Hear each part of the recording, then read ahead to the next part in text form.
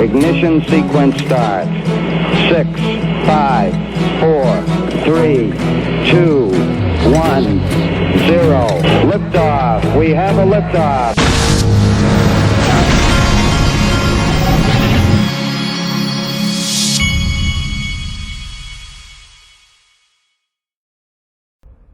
Hey everybody, this is the Digital Asset Investor, and I have not felt like making a video all day long, but guess what?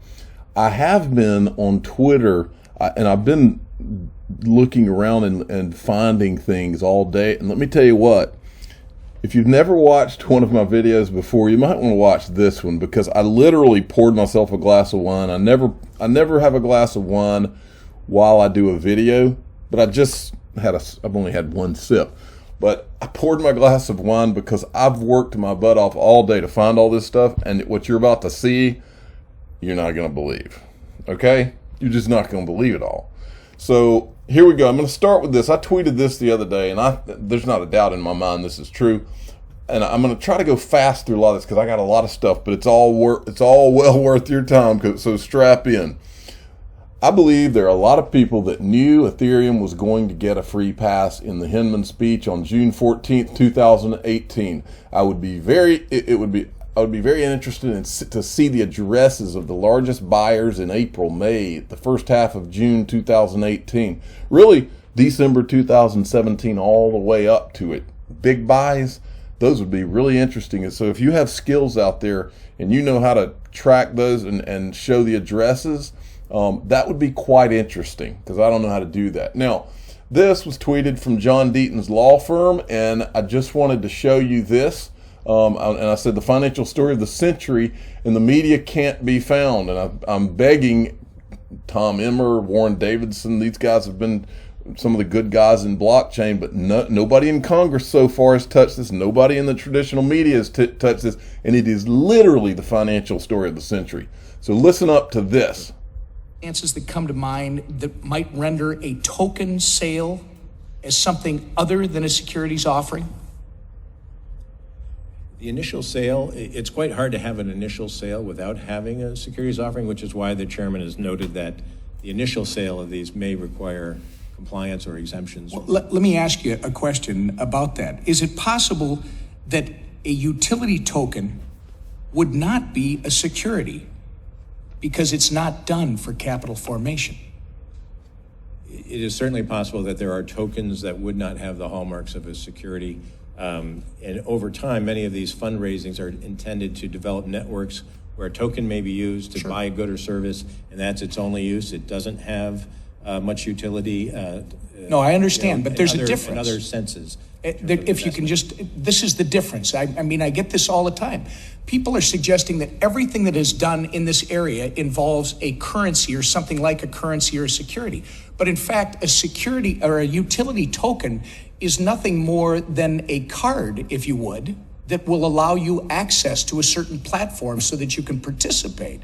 Is it possible in your jurisdiction that may not qualify as something that's a security offering?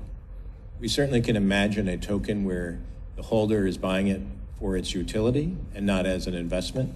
And in those cases, especially if it's a decentralized network in which it's used and they're not central actors who would have just information asymmetries where they know more than the investors in those tokens. I got to get this in before my time runs out. You've stated that, quote, sponsors of offerings conducted through the use of a distributed ledger or blockchain technology must comply with the securities law, close quote. You also stated, quote, investors need the essential facts behind any investment opportunity so they can make fully informed decisions. How can we improve the regulatory clarity for entrepreneurs here in the United States so that their contribution to something that may not be a security will not see enforcement actions by the SEC? I'll allow a quick reply. One of the things we're doing is meeting with the participants who have these ideas that think that they may have a token that shouldn't be regulated as a security to work through with them how that may be structured. All right. So you can kind of see the picture, and what we've been showing on this channel is what they were doing was, and it's very obvious at this point, what they were doing was they're meeting with people. Oh yeah, that's true. They're meeting with people, but there was only one chosen one who was going to the meetings, and they were actually holding their hand through it. And I believe they were actually helping them helping them in the whole thing. And I'm going to show you, wait till you see what's in this video. Now, this is going to be a long video, but that's just tough because it'll be worth it. Now, this is, oh man, I just deleted it. John Deaton has a, you got to go see it. I accidentally deleted it right in the middle of doing this video. But John Deaton has created a timeline that has video in it too. It's a timeline of everything that social media has been showing of all the video and all the evidence he's got of this whole thing, the Ripple suit and all this. You need to go to his website. It's crypto law right here. Let me see if answers that come to mind. Well, I didn't mean to play that again. Anyway, go to crypto law. He's got his website. I think his website's there, but just type in crypto law on Google and John Deaton, you'll find it. But I was going to show you that, and then I was going to show you his. If you go to John Deaton's, and this, for those of you that don't know, John Deaton is the attorney who is doing the class action lawsuit against the SEC. And if you go to his pinned tweet, he's got the contact information if you want to join the class action lawsuit. And you can do it anonymously is what I think he said. Now, if you want to see, speaking of John Deaton, if you want to see an excellent thread that lays out so much of this, start with this one. Go to John Deaton's feed. I read through this whole thing. I'm not going to go through the whole thing with you today. I'm going to just scroll down it real quick. Who reviewed and helped write the Hinman speech? Who was on the 63 emails that included a draft of the speech? Where's Hinman's public calendar? Who purchased large quantities of Ether between December 2017 and to June 13th, which is the day before the Hinman Ethereum free pass speech? Okay. If you go through this thread, it's one of, I mean, this guy's smart. He lays it all out here. And some of the most interesting things, like this is from the FinCEN. He's talking about the XRP getting designated in 2015 by FinCEN, which is a Department of the Treasury, a virtual currency. Okay, and you can just go. This thing's long and it's worth it. So go check this one out.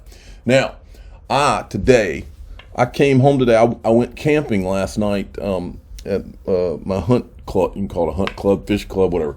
Went camping last night and stayed up late. So today I was just sitting here staring at my computer, and I kept finding all kinds of new things, but I just didn't feel like doing this video until now, so I'm doing it now. But I want you to listen. Now, before I show you this stuff, remember this.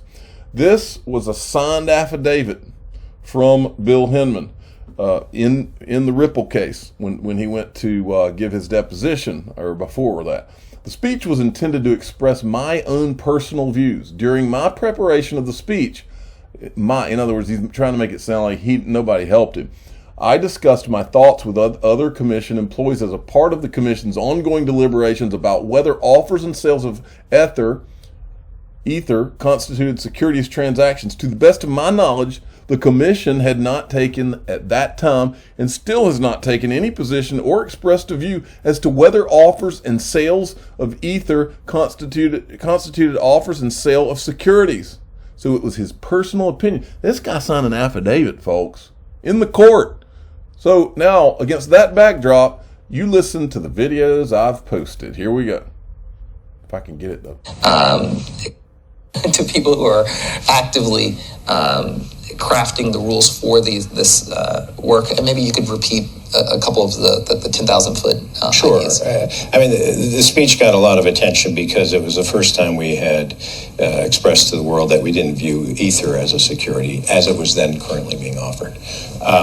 We're not talking about the original offering, and we're not talking about what it may evolve to over time, or if someone repackages it or does other things with Ether. But we're saying at the current time there wasn't really a need to regulate Ether as a security in our minds. This speech was called when Howie met Gary. Okay. To people who are... There's one. Here is two. This is him being interviewed after he gave his famous Ethereum free pass speech. I think we've been careful not to react too quickly or to overreact to things. And we, in the case of Ether, as we see it develop, as we interact with market participants who are engaged in Ether transactions, we keep gathering information, and at some point we say to ourselves, well, this is something that we should make clearer.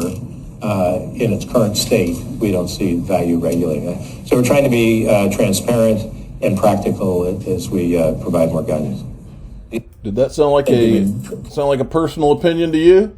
And then there's this. Wait till you hear this one. Now, because listen, in an affidavit signed, he says this was just my personal opinion. Well, listen to what he says here. You're not going to believe this. But we kind of tried to get that out there. We also, last summer, spoke a little bit more about... Last summer, he's referring to his Hinman speech, the Ethereum Free Pass speech. How we were looking at some of the more decentralized and seasoned digital assets like Bitcoin and Ether on the Ethereum network. And we made it very clear that at this point, we don't see a reason to regulate those as securities or transactions in those instruments as securities at this point. I want you to understand what he just said there. He said we've looked at Bitcoin and Ethereum, and that's going to come in here in a few minutes when I show you another video that'll blow your mind, okay? But here he says we, not my personal opinion, but we decided that Bitcoin and Ethereum were not securities. I know we're going to get into more detail on this, but that was another part of our exercise in terms of making it clear to the market how we look at these instruments. And then, okay, so listen to that again, because he just said that Bitcoin and Ethereum, we decided this was a part of our, I'm not saying it word for word, but this was a part of our exercise to get this out. Listen to how he says it.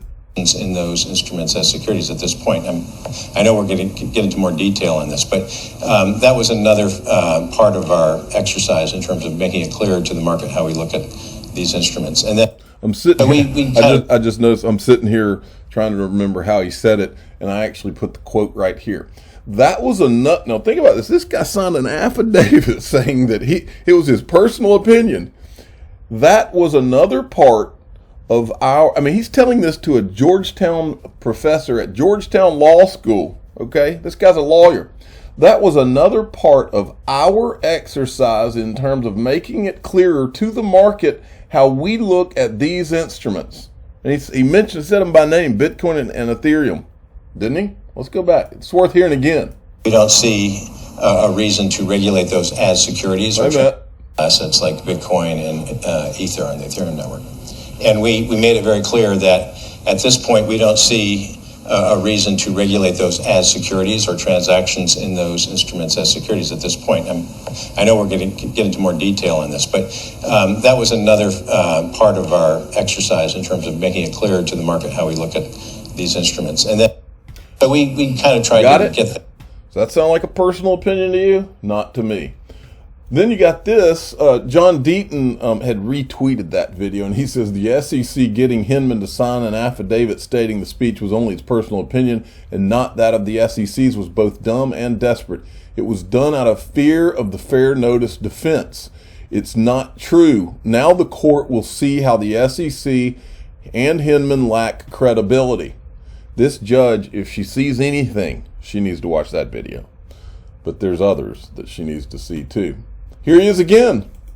Structured our fintech group with Val again being the head. And one of the things that we're trying to do there is make it easier for people to get feedback from us. So there's a formal intake form. It will be the place you would go to coordinate across the divisions. Many times the questions that come up involve investment management, trading and markets, corp fin, potentially enforcement.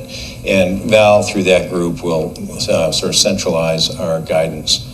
We also will be putting out more guidance. The idea is a plain English instrument that people can look at, and it will bring together sort of my Howie meets Gary. So they're going to provide more guidance, and now they're going to bring together his speech with the other things because that's guidance.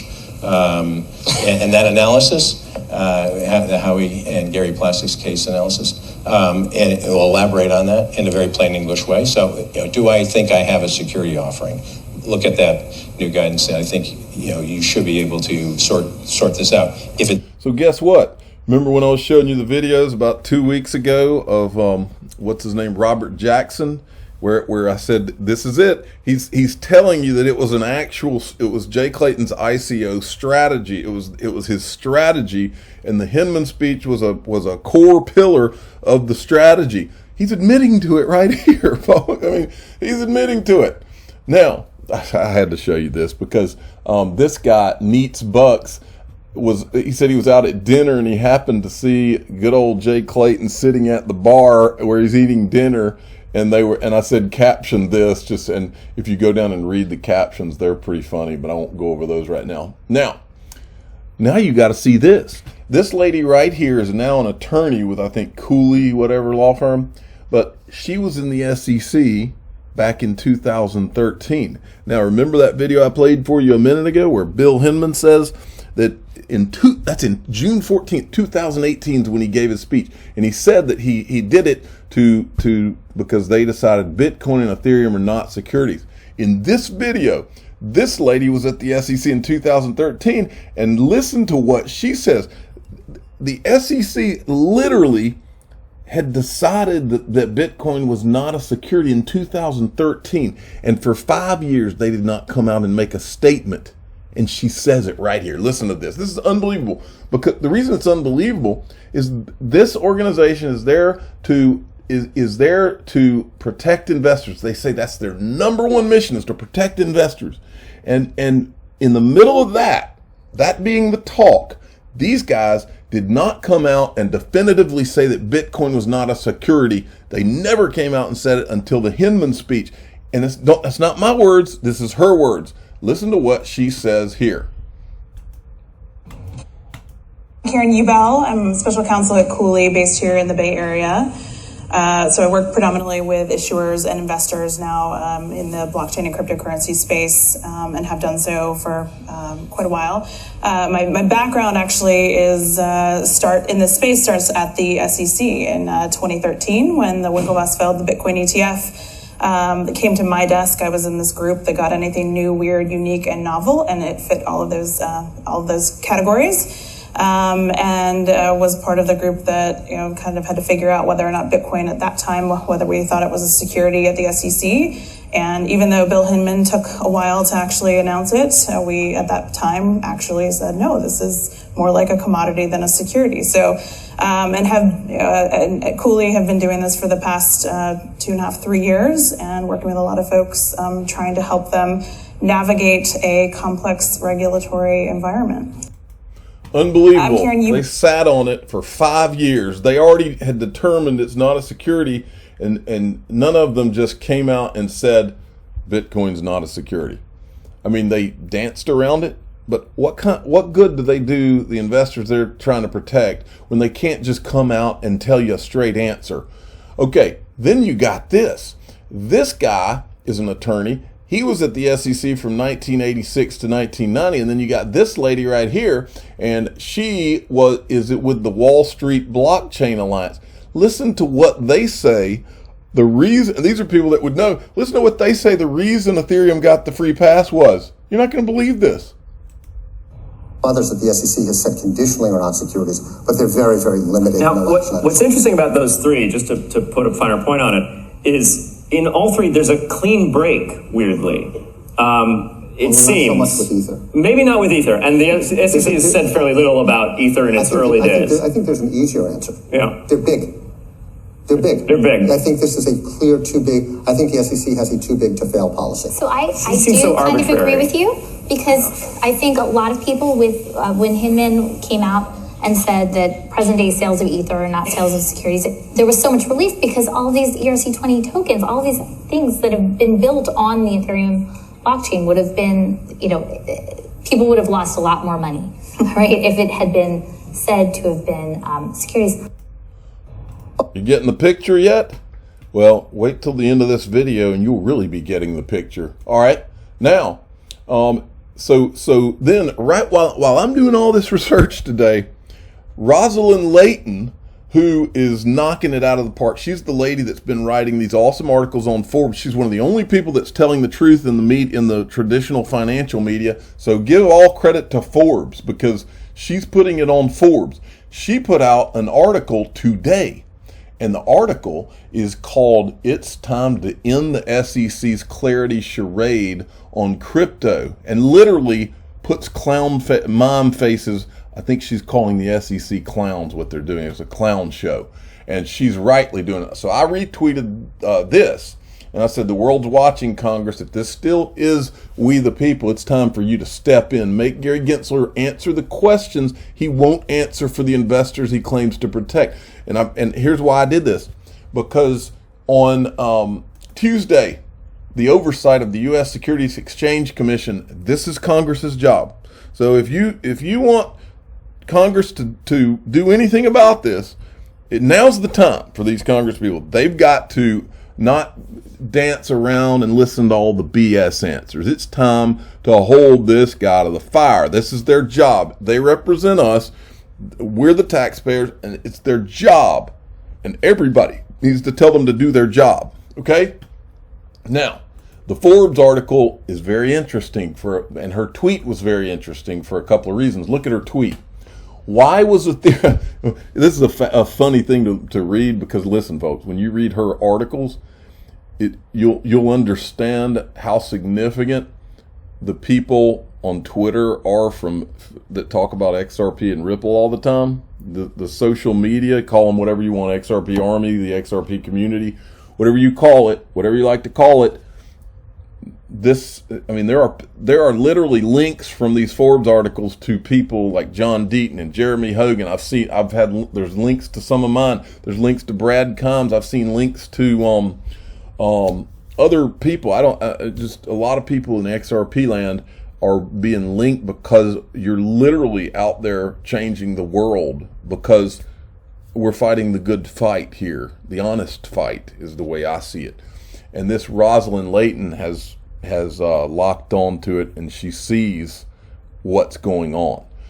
And at some point, these media are going to decide if they want to have any kind of reputation, maybe they ought to get honest. Okay, so she says, why was Ethereum blessed while its rival Ripple was sued? Why does Coinbase get a Wells notice while Aave gets a pass? Now, listen. Kid Rock said in one of his songs, he says, I was born at night, but not last night, baby. Well, so was the digital asset investor.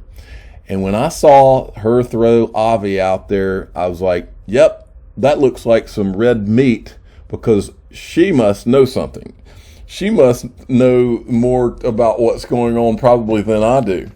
And so when she did that, I decided I would go look into it. Now, you need to go read her full article. But what I locked on to was her mention of Aave. And I'm going to show you why, and then I'm going to show you this, which will blow your mind. So here's her tweet. She mentions Aave. So I first I didn't know anything about Aave. So I went and looked at their website. Okay, great. And I said, well, I typed in, well, who created, what did I type in? Here it is. Who created the Aave token? Stan Kolechov, a Russian guy, I guess. The founder and current CEO of Aave is Stani, whatever his name is.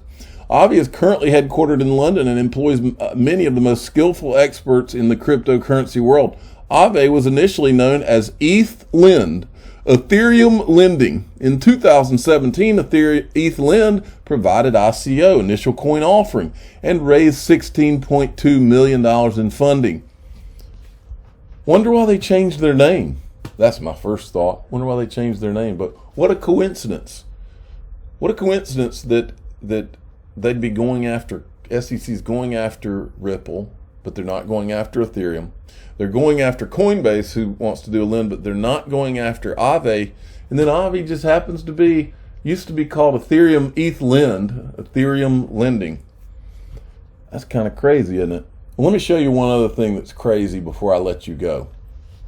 When you watch this video, you should have the same reaction I did, because I've told people on ever since I started this channel, I've told you that I learned a long time ago that words mean things, and words do mean things. Well, I was watching this guy you're looking at right here. He is the general counsel of Consensus, which is Joseph Lubin's company that he started. And of course, Consensus is an Ethereum, they're a big Ethereum company, okay? Well, I noticed a word that he was using. And then I remembered that in the Bill Hinman speech where he gave Ethereum the free pass, he was using that word too. So I decided I would just put it together. So this is going to feature Matt Corva, the general counsel. I spelled that wrong because I'm tired today. I'm pretty good at spelling usually. Sometimes when you type these tweets out, you just aren't thinking, and you're excited about what you're tweeting, and you just do it too fast. That's what I did. Anyway, so this is December 14th of 2017. There are SEC people in attendance at this Matt Corva because he literally kind of points to them in the audience, and I saw them in a video in a different panel at this same conference, okay? And then I also included some clips from Bill Hinman when he's giving the Ethereum free pass speech. Wait till you hear this. So we came up with this utility token concept, but nobody quite knows what a utility token is. So another thing we're talking about them more recently is consumer tokens, and the tokens can be anything. It can be a software license. They can be any consumptive consumer good. And we fundamentally think there has to be a way to sell these goods to the public without going through securities law. Without going through securities laws, folks. There's your first interesting part, okay? There's got to be these consumer tokens. Now, I've been doing this channel for 3 years, folks. I've heard Ripple use the term utility token 1,000 times. The only time I've ever heard consumer token is out of this guy's mouth, or this focus on the consumer in this conversation about whether digital assets are securities. So keep watching. If there's a way to do that.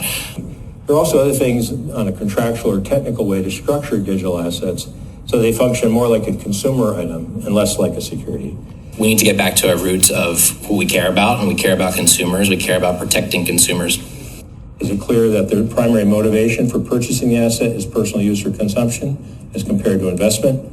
So we had some success earlier this year with something called the Enterprise Ethereum Alliance, where we built a consortia of enterprises focused on all coming together and building standards about Ethereum technology used in enterprise. And the idea of the Brooklyn project is getting to a place where token sales better protect consumers. Purchasers then asked to make representation about their consumptive as opposed to their investment intent. No one should have a 10,000% discount. People shouldn't be flipping tokens on consumers. Things like lockups, things like restrictions on trading to reduce the chance of speculation, to reduce harm to consumers. Are tokens available in increments that correlate with the consumptive versus investment intent thesis? So what we're really focused on there is building an alliance with other blockchain companies, law firms. There's a couple of interesting law schools that are interested. We hope Berkeley's going to get involved as well, and regulators. We've had some talks with some folks at the SEC about. All right. A fun fact, right here at the very end where he says they were in talks with the SEC, my wife did not realize I was recording this, and he was like getting on my son about something, and she yelled at my son, and I cut it. I mean, he got the word SEC out, and I literally cut it right there because she was like yelling at my son about something he needed to be yelled at about. All right, this is the kind of stuff that goes on here. So I think this is pretty much it, but I feel like this was worth doing this Sunday video.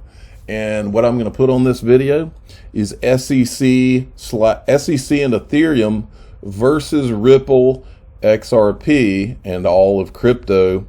And I'm going to say must watch. And on the thumbnail on this video, I already know what I'm going to put. It's going to say Ethereum was, quote, too big to fail, because I believe those guys are right over the target with what they said. I'm the digital asset investor. I'm not an investment advisor. This is for entertainment purposes only. Please subscribe, hit the like button, and tell your friends and family that Ethereum was too big to fail. Everything comes full circle, doesn't it? Because the financial crisis was where too big to fail happened, and that's what led me here. Life has some crazy twists and turns, folks.